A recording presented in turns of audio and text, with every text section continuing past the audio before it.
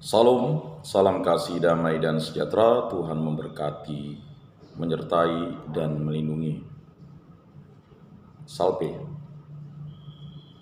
Dalam mendulang cipta Tuhan, ada langkah-langkah yang harus kita ketahui. Langkah pertama, luapan cinta Tuhan. Cara paling sederhana untuk meyakinkan bahwa hidup ini luapan cinta Tuhan adalah mengingatnya sambil bertanya, mengapa aku harus ada? Dengan mengetahui bahwa proses adanya kehidupan ini rumit, bisa saja kita tidak ada. Bahasa imani, kita dikehendaki ada oleh Dia yang mencipta. Lihatlah pandemi COVID-19 mengisi kita dengan aneka kecemasan dan kesulitan, tapi juga membuat kita lebih menghargai hidup sekaligus semakin yakin bahwa hidup ini tidak bisa diteruskan dan dirawat sendiri.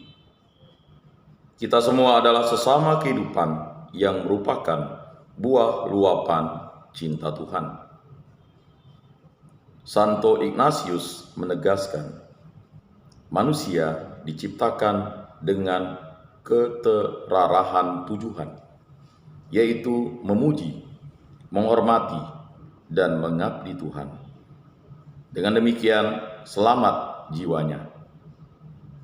Latihan Rohani 23. Artinya hidup dan keselamatan manusia dari Tuhan.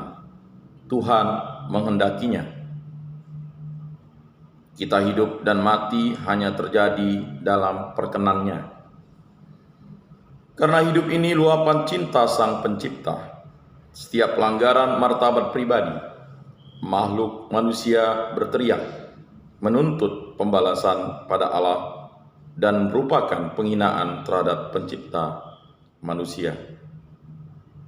Evangelii Gaudium 2:13.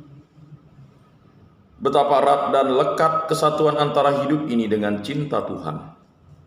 Adalah hal luhur menghormati kebenaran ini. Martabat hidup diri sendiri, sesama, dan martabat Tuhan. Hanya berdasar pondasi kesadaran positif akan martabat hidup sebagai cinta Tuhan, ini aneka tantangan dan kesulitan hidup, termasuk kematian itu sendiri, bisa dihadapi dengan realisme insani serta optimisme rohani. Kesadaran ini juga bermakna sebagai ruang terbuka tempat Allah bertindak langsung pada manusia. Santo Ignatius menyatakan pesannya atau mencatatkan, mempersilahkan Pencipta langsung bertindak dengan makhluknya dan makhluk dengan Pencipta dan Tuhannya. Latihan Rohani 15. Merenungkan dan meresapkan. Pertama, merenungkan. Janganlah kiranya kasih dan kesetiaan meninggalkan engkau. Kalungkanlah itu pada lehermu. Tuliskanlah itu pada loh hatimu. Amsal bab 3 ayat 3. Relasi Tuhan dengan umatnya berarti juga dengan kita. Ditandai kebaikan dan kesetiaan Tuhan. Kebaikan adalah kebaikan cinta Tuhan yang meluap. Kesetiaan yang ditunjuk adalah kesetiaan cinta Tuhan yang tanpa batas. Itulah sejarah bangsa Israel dalam relasinya dengan Tuhan, yang mesti menjadi kebenaran relasi kita dengan Tuhan. Luapan kebaikan dan kesetiaan Tuhan untuk terus mencinta ini tidak hanya nyata pada diriku, tapi juga pada sesamaku dan lingkungan hidupku. Dengan menyadarinya, kita akan mendengar seruan untuk menghormati, mensyukuri, merawat, dan mengembangkan luapan cinta Tuhan ini. Kitab Amsal berpesan supaya kebaikan dan kesetiaan Tuhan itu dikalungkan di leher dan dituliskan di papan tulis hati kita. 2. Mengingat, menelaah, mengerti, merasakan, dan meresapkan satu peristiwa yang mengantarkan aku pada pengalaman menghargai, menghormati, serta mensyukuri anugerah hidup. Hidupku ini luapan cinta Tuhan. 3. Mengingat, mengerti, dan menerima peristiwa yang menghambatku menghargai anugerah hidupku dan hidup orang-orang terdekatku.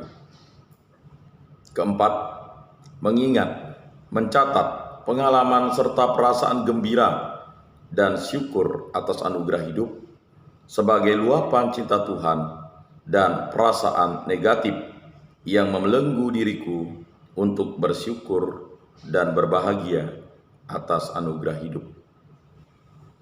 5. Mendaraskan adaptasi Amsal bab 3 ayat 3. Cinta dan kebaikan Tuhan itu setia dan tidak pernah meninggalkan aku.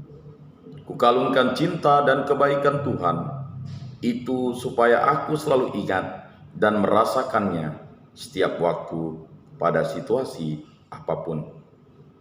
Kutulis cinta dan kebaikan Tuhan dalam papan tulis hatiku supaya mengakar, terbatinkan dan meresapi cara merasa, menalar, serta mencinta dalam hidupku.